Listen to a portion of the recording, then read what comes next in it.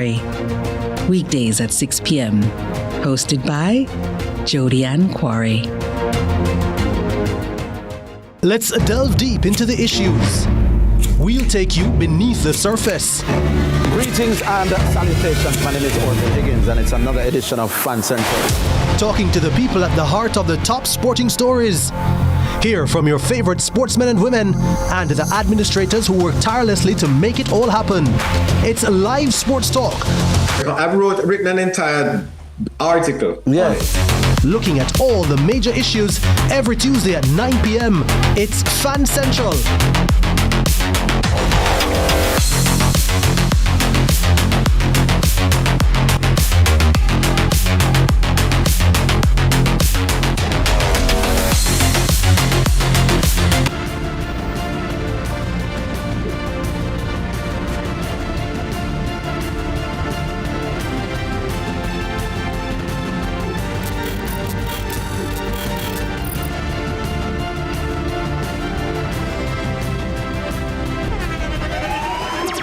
The internationally acclaimed On Stage with Winfred Williams. At a new time, Saturdays at 8 p.m.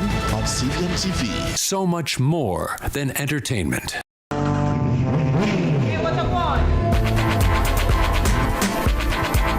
Hi, I am Kendi Pangat.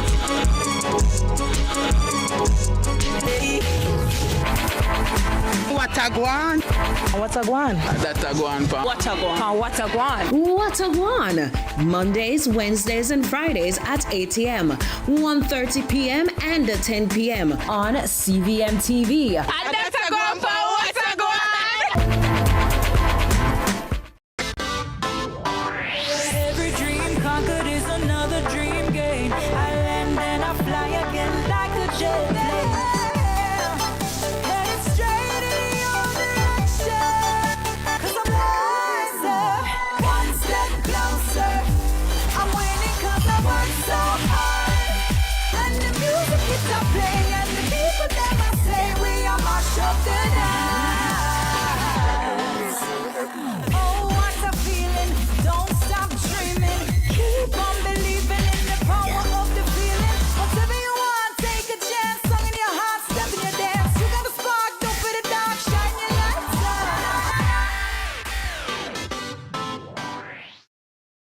on. Tune in to Lead Story. Weekdays at 6 p.m. Hosted by Jodianne Quarry.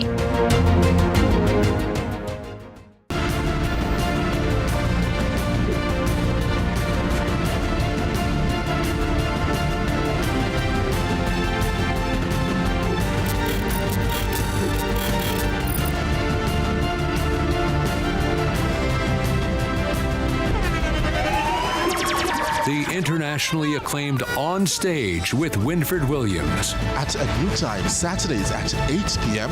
on CVM TV. So much more than entertainment.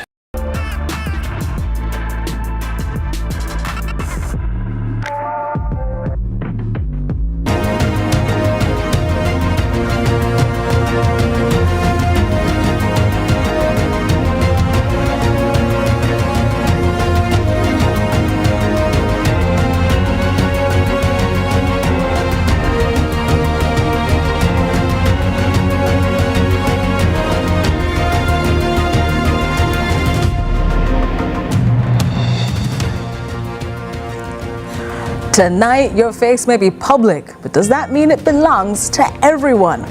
A single video, a single post, a single moment, and somebody's life can change permanently. We examine image rights, privacy, liability, and what the law in Jamaica actually says about filming and posting online. Then, who counts as essential in Jamaica? Security officers, frontline workers, and the case for a standalone Ministry of Sport. Also tonight, a new survey suggests a widening generational divide over ethics, self-interest, and values in Jamaica. What does it say about who we're becoming? And later, Jamaica's summer is about to get hotter, drier, and more expensive. The Meteorological Service of Jamaica has also activated the National Drought Management Committee. A major El Nino event is developing. What does that mean for food, water, and the cost of living? I'm Jodianne Quarry, and this is Lead Story.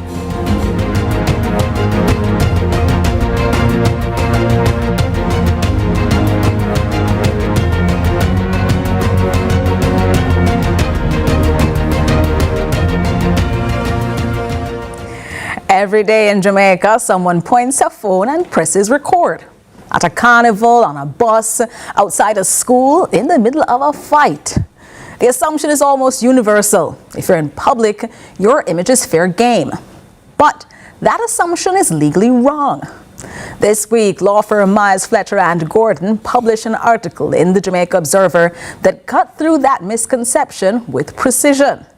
The Jamaican Constitution, case law from our own Supreme Court, and persuasive authority from the United Kingdom's House of Lords all point in the same direction. Being in public does not extinguish your right to privacy. What it does, though, is complicated. With me now to navigate all of this is Helen Lou James, attorney at law at Myers, Fletcher and Gordon. Helen, welcome to Lead Story. Hi, thank you, Jody. How are you? I'm well. Thank you so much for joining us. Everybody has a device in their hand. Everybody's taking pictures of all sorts of things. And let's start with the most common then argument that those people make.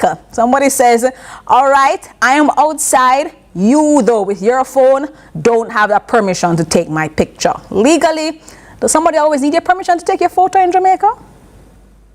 Sometimes, like when you go to a party, a photographer, or somebody with a phone might say, oh, can I take your picture? And, they'll take it. But the question is, when you gave consent for that picture to be taken, what did you actually consent to? We have data protection laws. Is it that you're consenting to just your photo being taken? And is it that the person can now use it in some sort of advertisement? Can they now post it on Instagram? Can they use your image commercially? Or should you have some right to expect some privacy? So those are the questions that come up. On the other hand, though, there are a lot of people who believe that if you go past your front door, you're in public, there are no rights at all. I can take pictures of you, I can do whatever I feel like. What's the difference between being in public and having what you've just referenced a while ago, no reasonable expectation of privacy? I don't think it's reasonable to say that, once you're in public, it's fair game. I think, with the Constitution, there is some sort of balance. You have a right to privacy, but your image will be captured, on CCTV. People may be taking your picture, but it's how they use it that matters at the end of the day. You have to look at those rights and balance it at the end of the day. Well, help us distinguish the real issues here, because you can take my photograph in the party, that example that you gave earlier, but posting it might be a different thing entirely. Are those two different legal questions? And if they are, how? I think so. I think if I'm at a party and the photographer comes up to you and says, can I take your picture? I think there is some reasonable expectation that you will end up on some sort of social media for the party, right? If you really don't want your picture to be posted, then you just simply decline and say, no, thank you, and you walk away. That's how I think of it. The question is, was there consent, and could it be reasonably assumed that you had consented to do this? You might not have reasonably assumed privacy, and you might not have been able to get consent sometimes, Helen, because we've seen fights online, school fights, videos of those school fights, people in distress, domestic disputes, and even persons having medical emergencies published online. When does recording or sharing cross into now potential legal liability? I think that's a very interesting question. We have to look at all the factors. I think you have to look at things like what's in the public interest, for things like fights. I would imagine, is it minors being videoed? What is the purpose of publishing it? Is it that you're trying to find out who the perpetrators are? Is it that you're trying to find out where the liability lies? Or, it's a very murky gray area. But if it does, I think if it goes to court, the court would have to look at all those sorts of factors. How do you balance somebody's right to private life and privacy, and how do you balance public interest?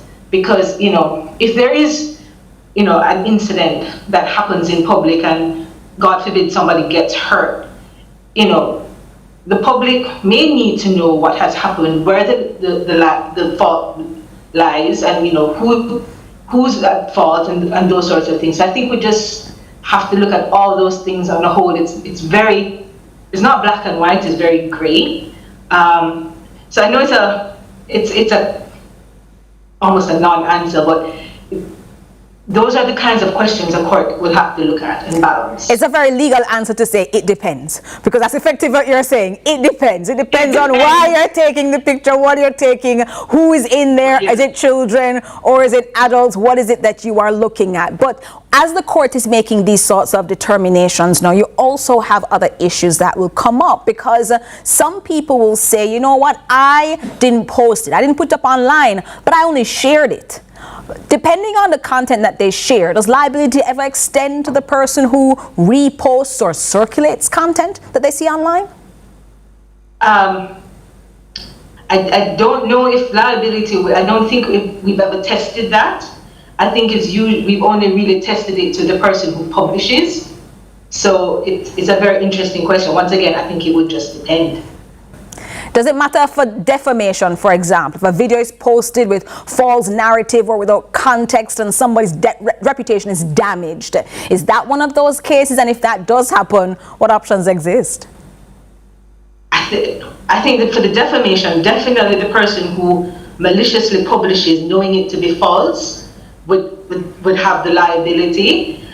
I'm not sure, I don't know if the court has ever tested reposting of false information or defamatory information. I'm not sure. I don't think liability necessarily extends to reposters. I think it would all depend on the circumstances, unless the reposter knows it to be defamatory as well.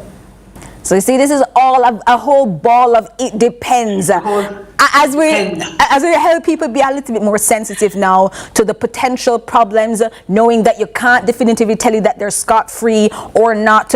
What do you say? What's one thing you want Jamaicans to take away watching tonight to remember as they post or record someone else? I would just say, just be conscientious. Just be careful of what you're videoing, you're taking photographs of. Be careful of what you're posting. In this digital age, nothing really ever dies on social media. Things will get disseminated. You don't really want to embarrass people. You just want to be careful of what you post. You don't want to be caught in a scenario where somebody says that you violated their rights and then they take you to court. You never really want to be in that position. So if you're going to take a picture of somebody, make sure you have their consent. If you're going to post videos of somebody, make sure you have their consent. Make sure you're upfront about what it is you're posting for. Is it that you're just trying to promote the party?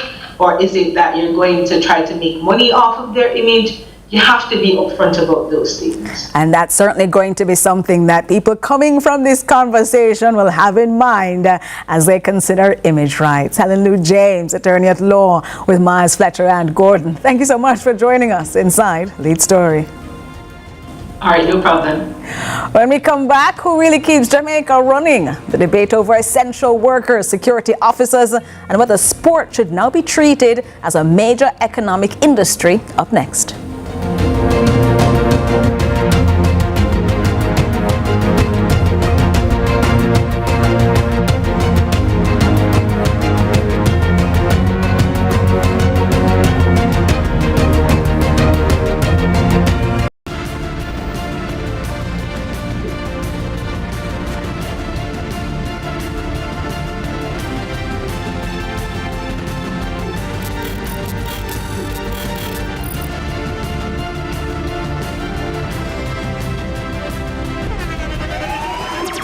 The internationally acclaimed On Stage with Winfred Williams. At a new time, Saturdays at 8 p.m. on CVM TV. So much more than entertainment. Every day we use our feet to walk, run, and take us places. But your feet can do something even more amazing.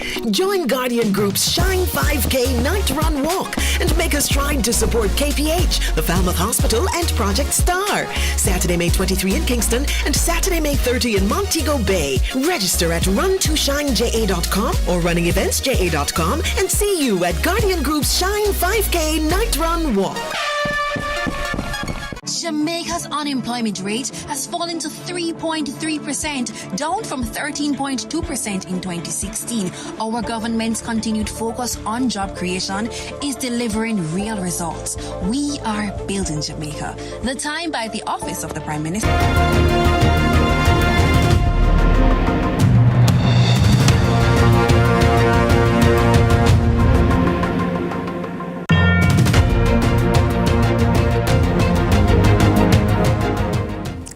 The 2026 sectoral debate has produced a series of government announcements.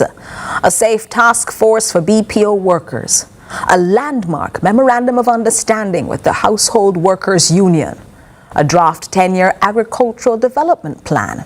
Those are big, and on the surface, the machinery of labor policy appears to be moving.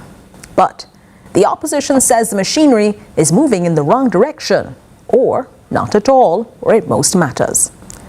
This week, opposition spokesman on Labour and Sport, Wavell Hines, Member of Parliament for Clarendon Northern, delivered his sectoral contribution. On worker safety, he indicated that the Occupational Safety and Health Act, known as OSHA, remains unpassed. Hines says that's not an administrative delay, but a failure. On private security guards, Hines raised the removal of the specialized minimum wage structure that once gave security guards hazard-based wage recognition. According to Hines, their wages have been flattened and their occupational risks ignored. And on sport, Hines made the case for a standalone Ministry of Sport, arguing that a global sports economy valued at US $2.3 trillion, projected to reach $8.8 trillion by 2050, cannot be properly pursued from within a mega ministry that also carries culture, gender, and entertainment.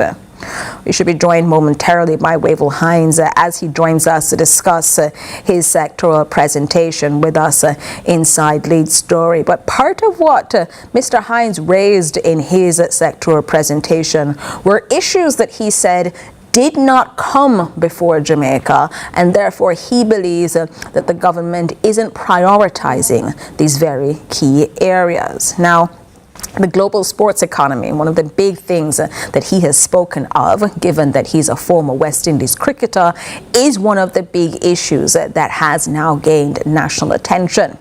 We're 3 weeks away from the 2026 Men's World Cup in the United States, a World Cup that Jamaica failed to qualify for. But we have athletes in other sports that are doing incredibly well. Women's football is doing fantastically. We have other sports that we are doing creditably in as well. And he's suggesting that Jamaica is not best placed at this point in time to take advantage of those things, especially as we have other CARICOM member states like Antigua and Barbuda that have set up sports systems that allow for athletes around the world to come to Antigua and Barbuda for recovery. This, he says, is important, as one of the major areas that recovery work takes place is in Dubai. And Dubai, right now, along the Gulf Coast, is now being impacted by the U.S. and Israeli war against Iran. That means that during this time of dislocation, there could also be a benefit for us. He also has indicated that in his presentation, there is room for Jamaica to consider taking more from the world of sport, not just contributing to it, making sure that we have things put in place for our athletes, retirement funds that are put in place for athletes, long-term care put in place for athletes. He also raises, though, the issue of security guards as well, and speaks about what it means to be a security guard. As we saw during COVID-19, security guards were some of the most visible workers that we had. And if you go into any institution, you will see them often first.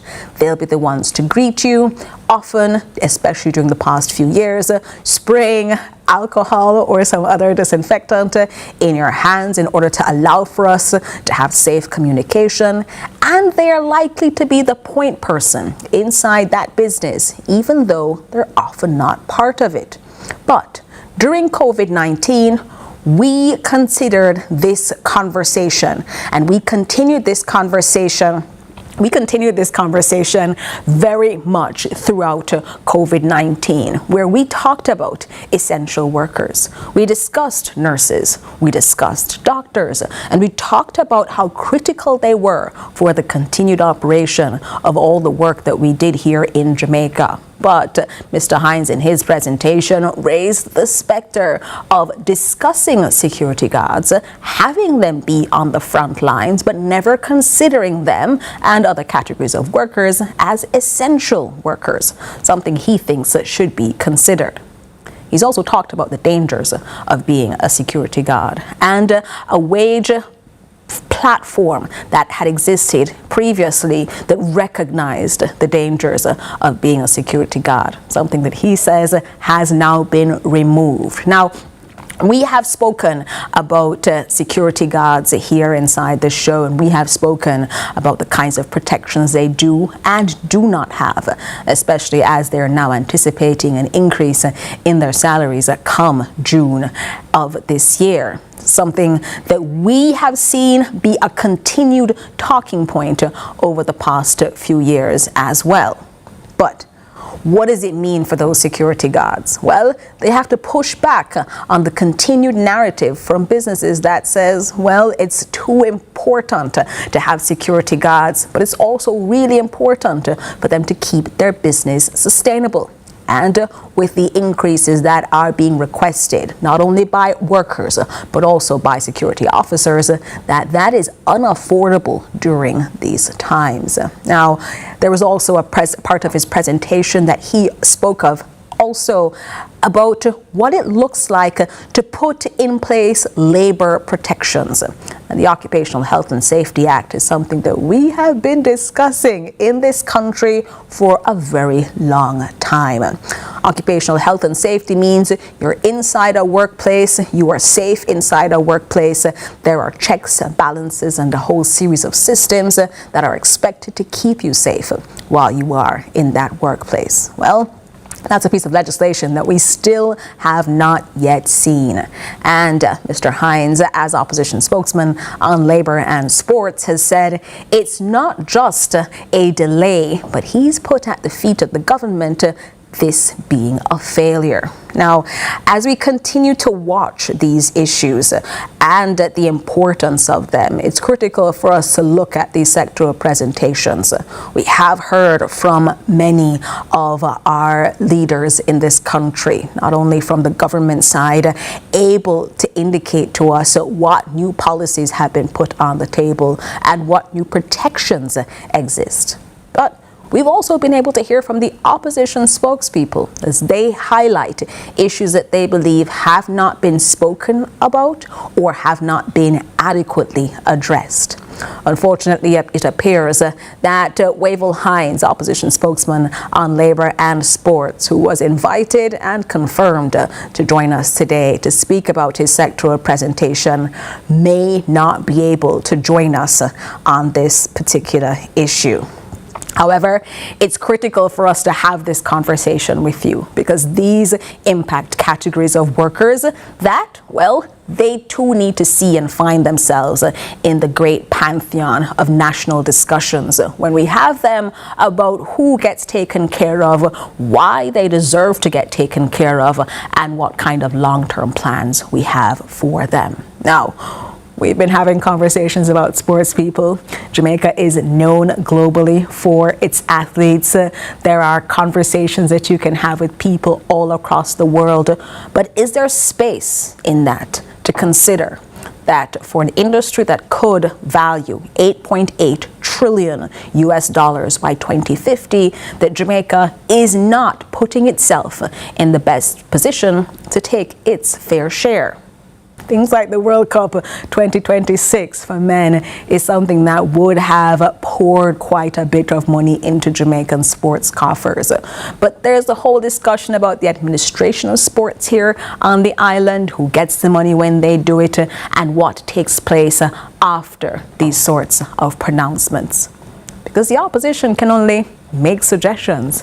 They're not in a position to be able to action any of these things. And so while we hear opposition spokespeople talk about the issues that they have highlighted, whether it is that the Ministry of Culture, Gender, Entertainment is too big to then have sports get its fair share and fair part of the pie, it might also be another conversation to have.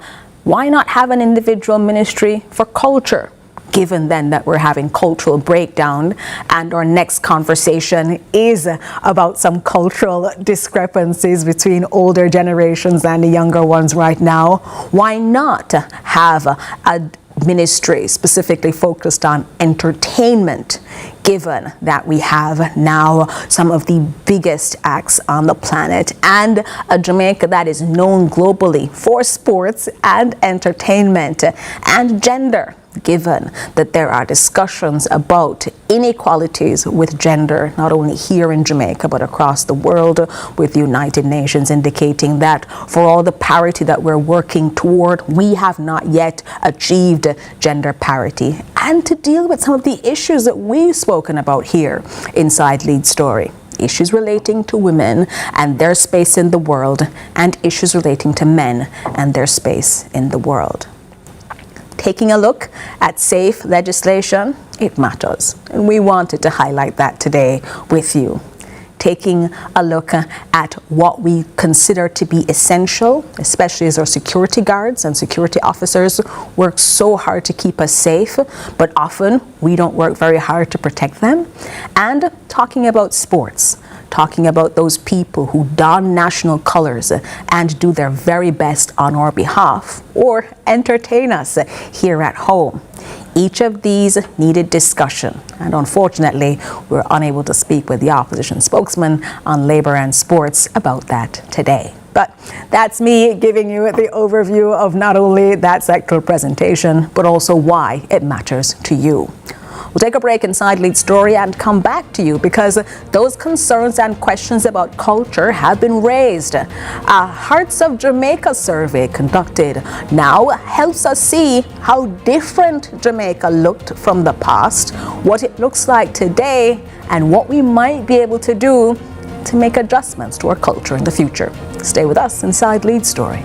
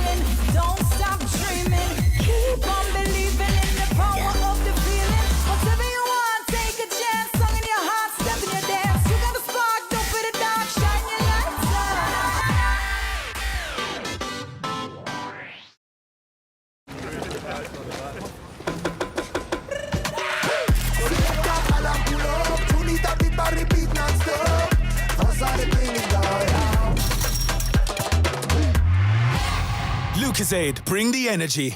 Unbeatable taste, new look. We want a piece for Jamaica. Yeah. Yo, what are you? We have to be Oh man, no, brother, no, man. You see you ever play ref? Dirty game, yeah, play. But I look a bad game. No, I said, place when you come from, brother, I want to live good, man. I want to live good, brethren. No shake hand, I can play a little bad, brethren. Really have to shake hand? Yeah, man, and no badness, brethren. Just live good, man.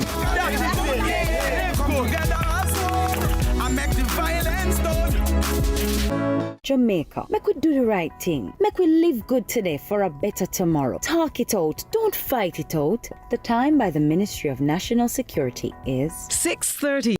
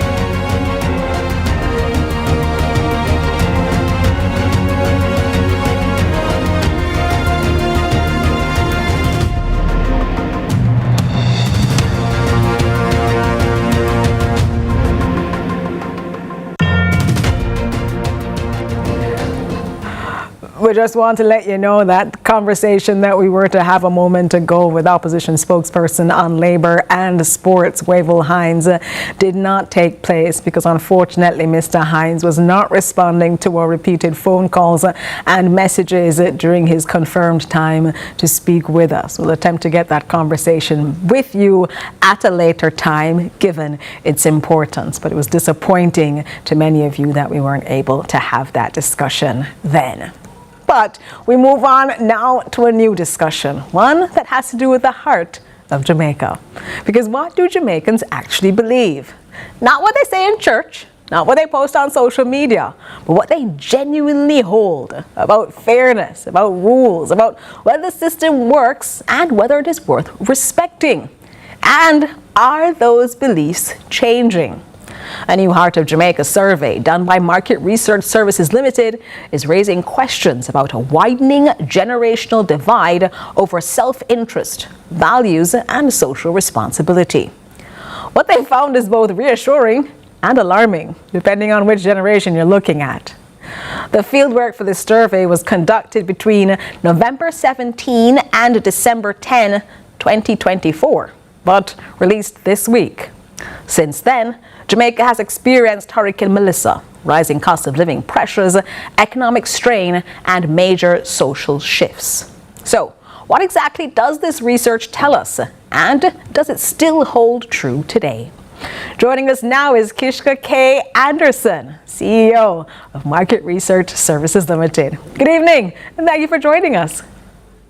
Good evening. Thanks for having me. Important to have you because you're asking us big questions. So let's start with the big picture here. What question was the Heart of Jamaica survey really trying to answer that sent you out into the field to go discuss with people what they were thinking and feeling about Jamaican life? Well, the reason for this study was to find out what's really important to Jamaica from a value perspective, because the study happened at a time when there was just a lot going on in the world and in our island, and we wanted to understand what was at the hearts of Jamaica. What do they value the most? Are some of our deep-rooted cultural values still prominent today? And that's what we wanted to find out. The headline finding has been described as a widening generational divide over ethics and self-interest. What exactly did you find in your survey?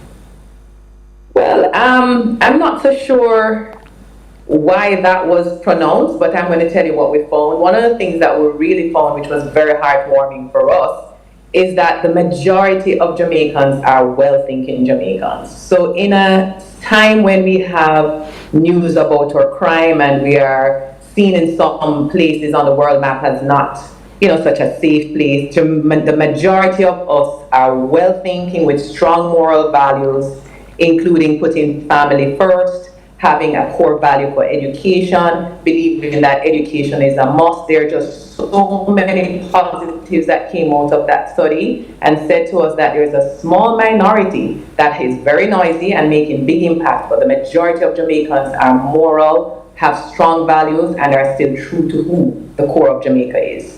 For some, that'd be very interesting because that very noisy, what you've called minority there, takes over the conversation. And often people look at modern life and say they remember when there were these core values of community and togetherness that they feel that we've moved away from, then allowing for them to hear that noisy minority. For those who are watching and listening now to these survey results, they might hear moral decline.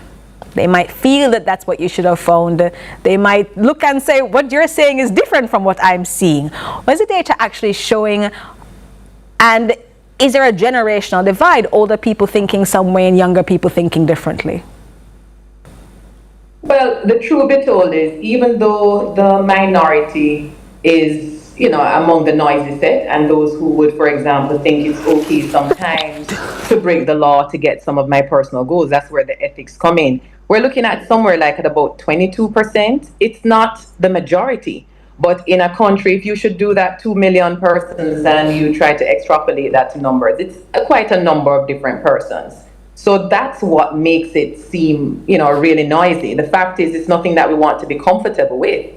But at the same time, while we recognize that we still have to celebrate, there are still a lot of good things about us. But yes, the survey does highlight the areas or the pockets of decay that we need to cauterize, and that's very clear in the study.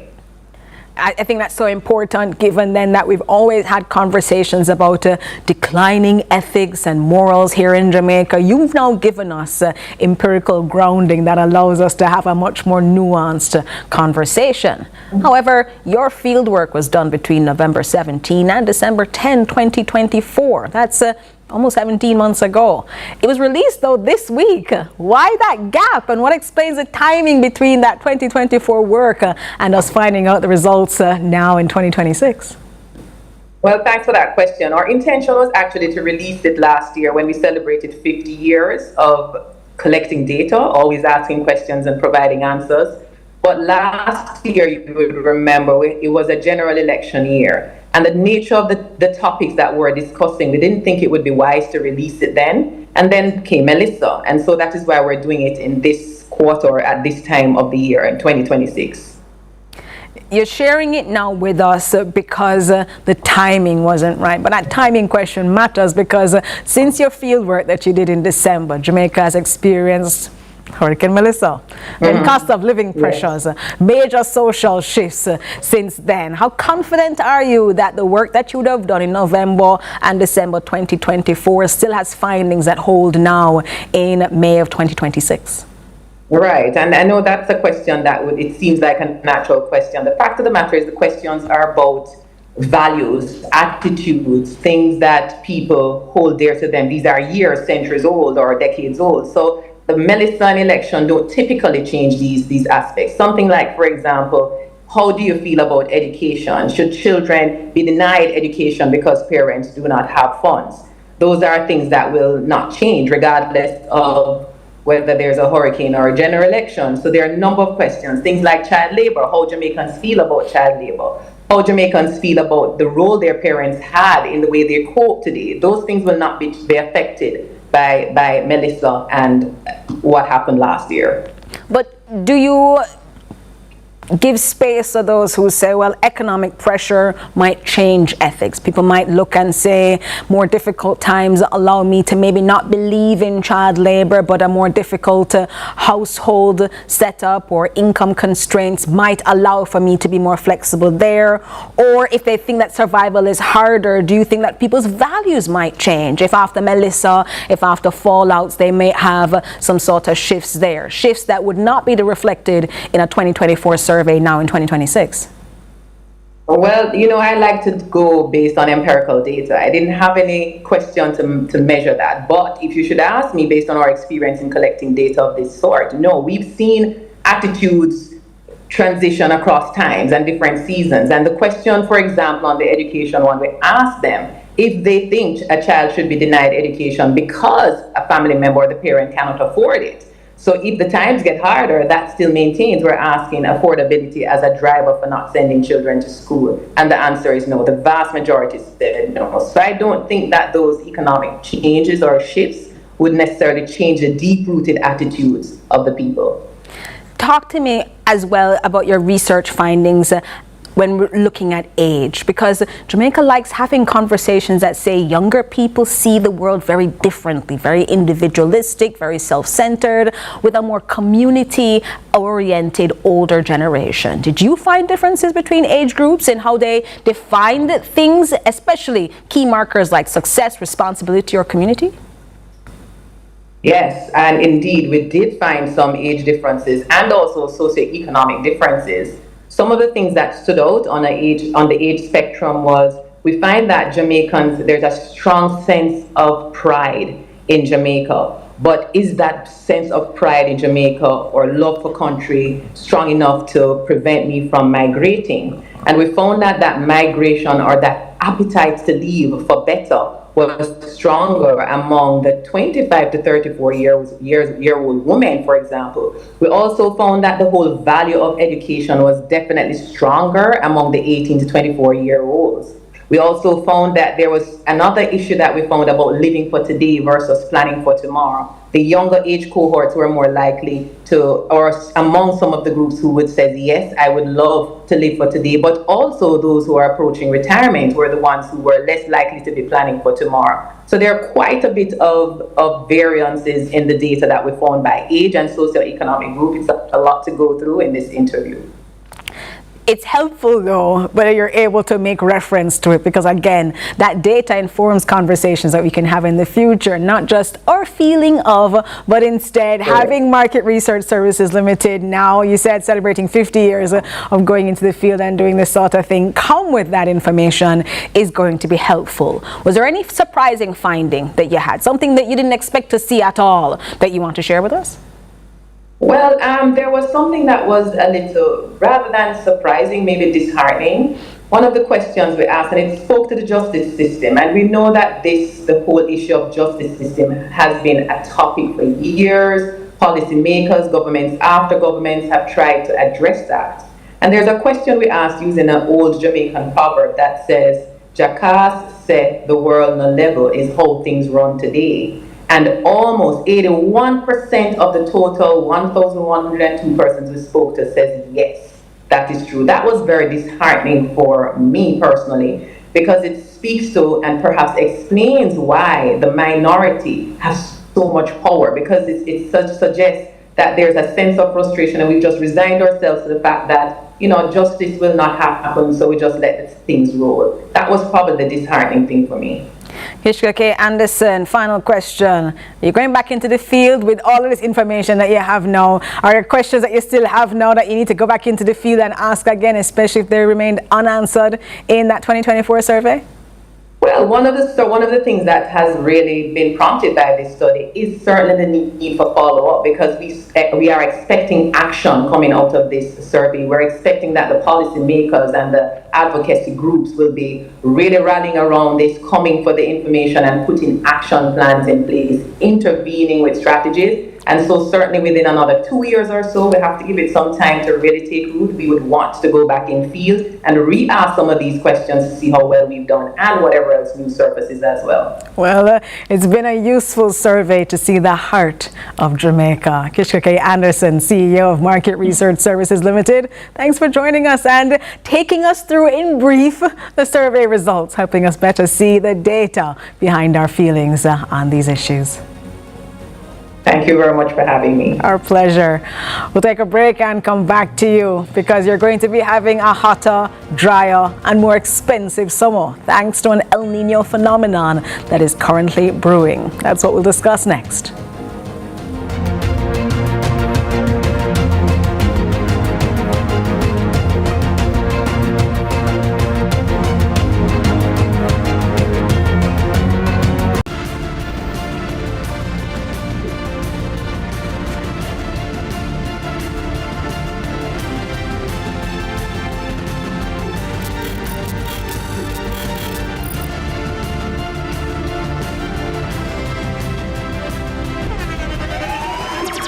the internationally acclaimed On Stage with Winford Williams. At a new time, Saturdays at 8 p.m. on CVM TV. So much more than entertainment.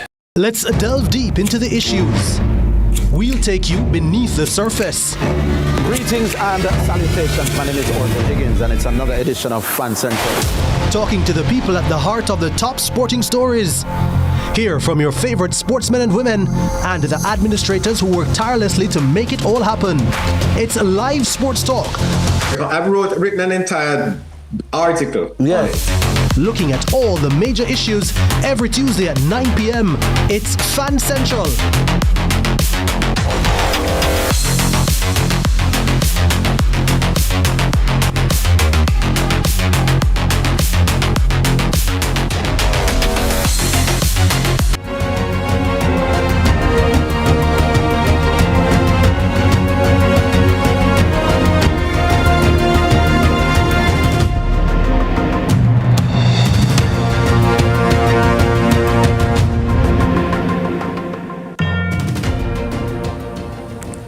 When you hear El Nino, do you think weather or do you think grocery bill?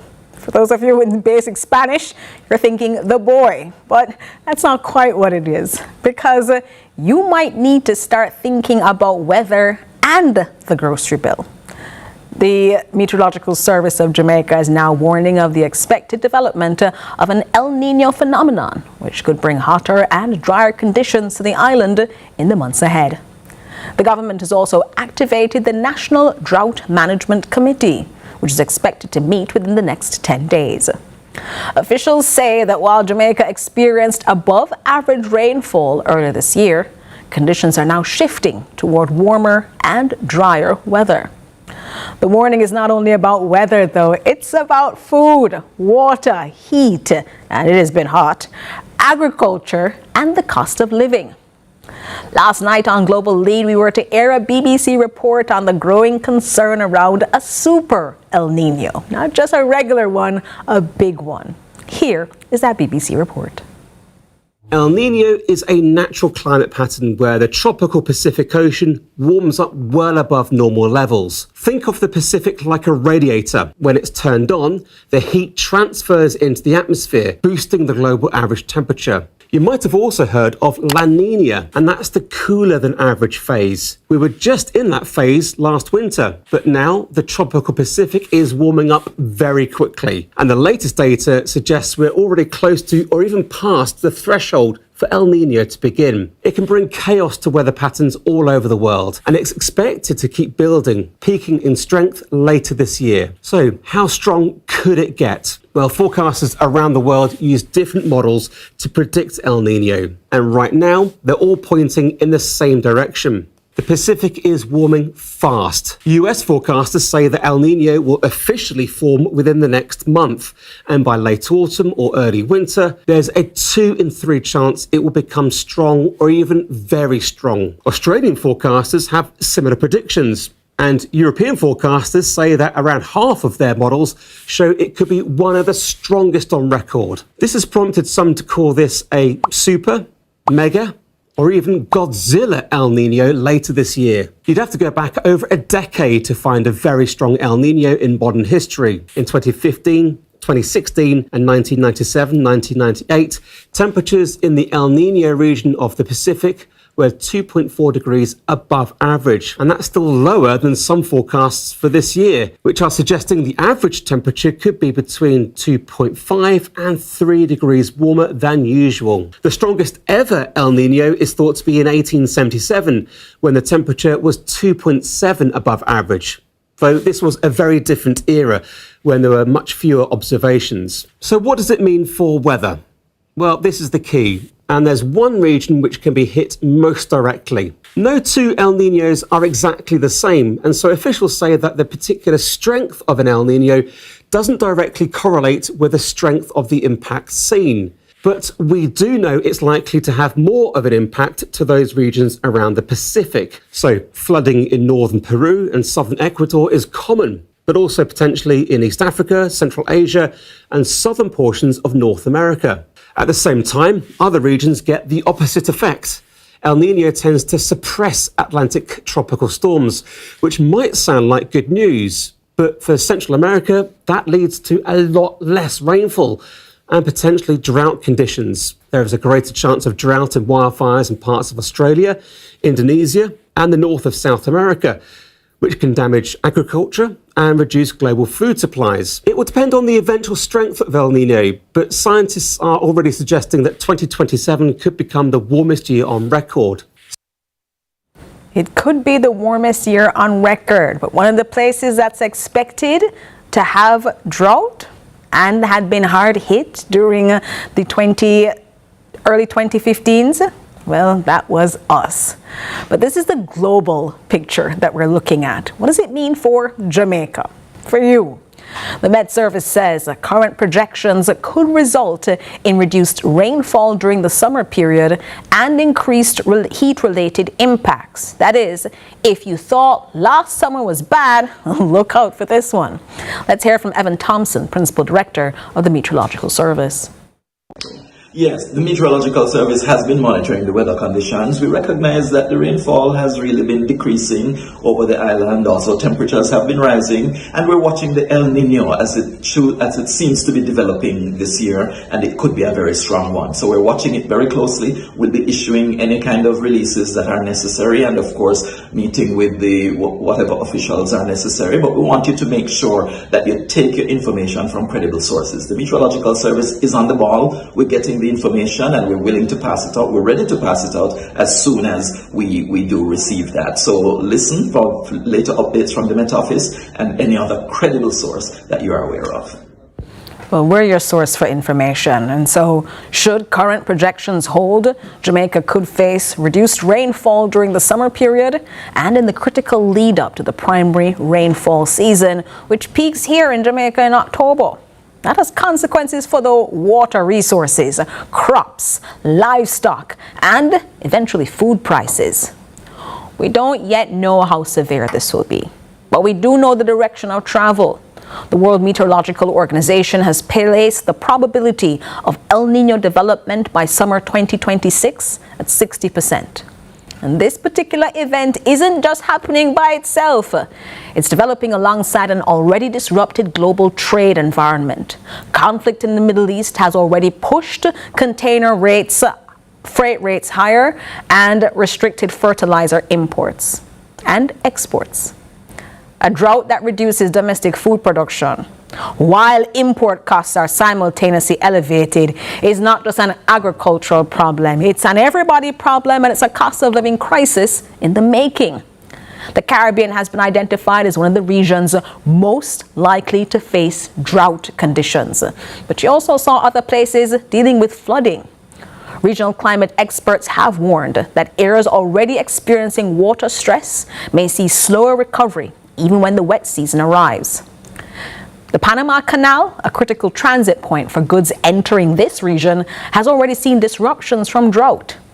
That affects what arrives on our shelves and at what price. And this is the climate contradiction Jamaica now faces. Only months after major flooding and the devastation of Hurricane Melissa, the country is now preparing for possible drought conditions.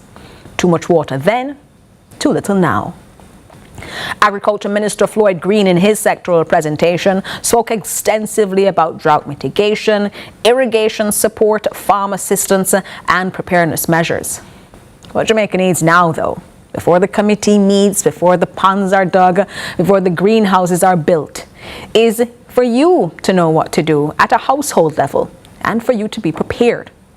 Responsible water use, early conservation, and we need a government communication strategy that reaches every community on this island with clear, practical guidance. Because drought is not only a farmer issue. It's a bigger one. It's a food issue. It's a water issue. It's a public health issue, and eventually a cost of living issue. Here's my take. At the end of it all, who protects your image? Who protects your labor? What values are shaping the country? And is Jamaica ready for the next climate shock? In each of these cases that we've discussed today, the same issue keeps emerging. protection. Protection before damage, protection before exploitation, protection before crisis. Because a resilient Jamaica is not just one that simply reacts well after something goes wrong. And sometimes it didn't even react well. It's a country that understands risk early enough to prepare for it. Tonight's discussion about image rights was really about human dignity in the digital age. Just because somebody can be recorded doesn't mean that their humiliation should become public. And it shouldn't just become public entertainment either. The discussion about security officers and essential workers is about value. Who do we depend on every day but fail to protect economically? The Heart of Jamaica survey raised an even more difficult question. What happens to social values under prolonged pressure? When people feel economically strained, insecure, or disconnected, does community weaken? Does trust decline? Does survival begin to replace collective responsibility? You just heard. Maybe it doesn't. And then there's the climate. The country is now being warned about hotter and drier conditions only months after devastating flood impacts. But that is the modern reality of climate vulnerability, extremes, instability, and the need for Jamaica to plan faster than the crisis arrives. So tonight the question is not whether Jamaica can respond to pressure. Sometimes we can, sometimes we don't do as well as we'd want to. But it's whether we're building systems for the world we actually live in or the one we still wish existed. And that is the story. I'm Jodie Quarry, and on behalf of the entire CVM production team, thank you for watching Lead Story. Have a fantastic evening, and I hope you stay safe.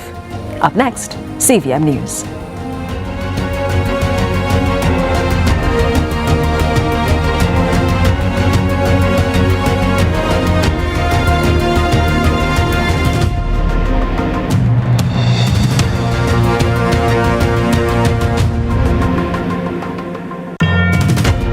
Into the issues. We'll take you beneath the surface.